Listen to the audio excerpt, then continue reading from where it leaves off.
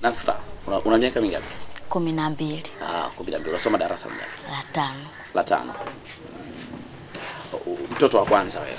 Ndiyo. Haya, niambie, walikulazimisha au uliingia mwenyewe?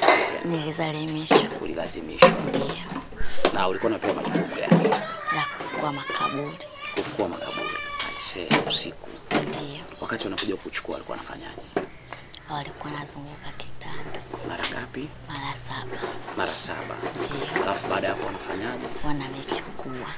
Wanakuinua tu hivi au wanakuamsha tu mama? Wananiamsha. Wanakuamsha. Unaamka. Ndiyo. Alafu natoka nao. Walikuwa wanakuja wangapi? Hata 20 wanafika. Walikuwa wengi eh? Ndiyo. Aisee. Na sasa ukitoka pale ulikuwa unaacha nini? Naacha tu kivuli. Kivuli chako. Na hamna mtu yote ambaye anajua? Ndiyo. Ulikuwa na nani? Na mama. Na mama yako alikuwa hajui chochote? Ndiyo. Na mkitoka mnarudi saa ngapi?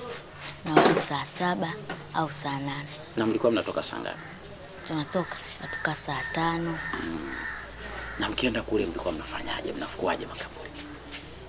Tukienda pale bosi anakuja, anaweka kuna dawa anaweka, tukapo tunafukua. Na mikono hivi?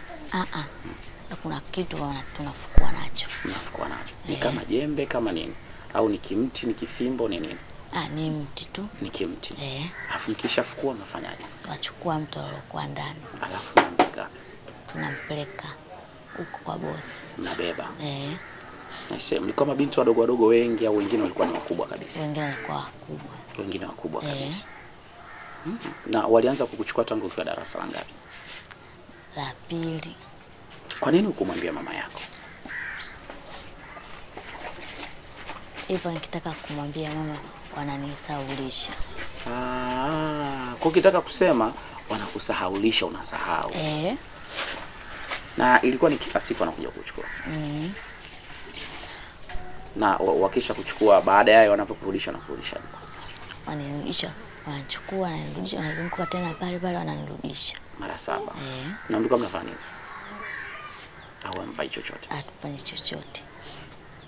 Aisee. Akisha kurudisha basi hamna chochote kinachoendelea.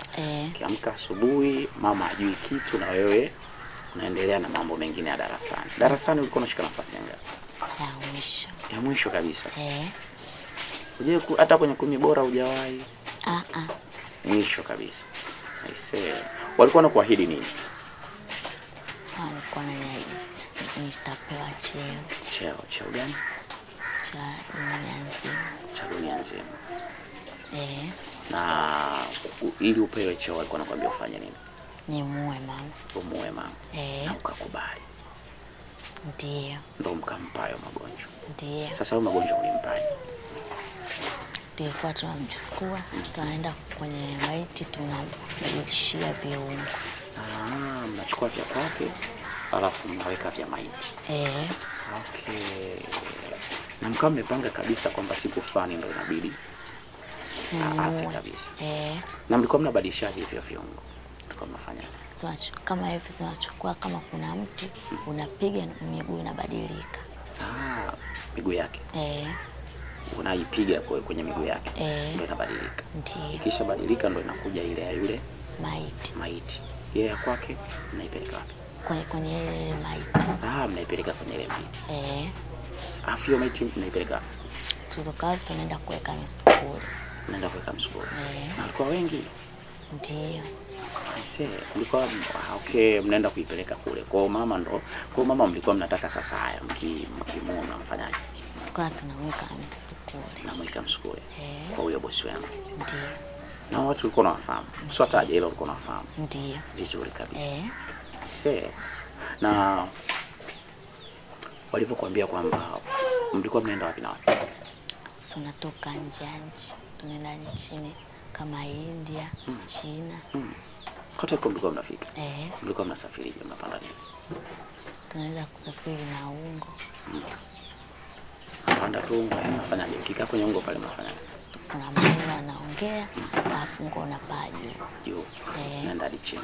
Ndiyo. Sasa mkifika China kule mnaongeaje? Kule kwanza tukienda kule, nataka ongea uwe na mkuu wako mwingine watakiwa aongee ndio na niliruhusiwa. Ndio uruhusiwe wewe. Na nyinyi kule mlikuwa mnafanya nini? Kule. Sisi tulikuwa tufanye chochote. Ila mlikuwa mnapeleka. Au nako kule mlikuwa mnafuka makaburi? Atakuwa tukule. Kule mfukuri. Aise. Na mlikuwa mnakula? Mnakula? Nyama. Ndiyo. Mza kule makaburi. Ndiyo. Mlikuwa mnachinja? Mnapika? Unaweka jikoni kidogo, kutoka hapo natoa. Ukitoka hapo unatoa? Kistoa unaanza? Hazivi sana. Ziko tamu? Niambie bwana. Hazikuwa tamu. Ndiyo. Aise. Ulikuwa unapenda? Ulikuwa unafurahia? Ndiyo. Aise. Na ukawa unaanza kuwazoea wale watu?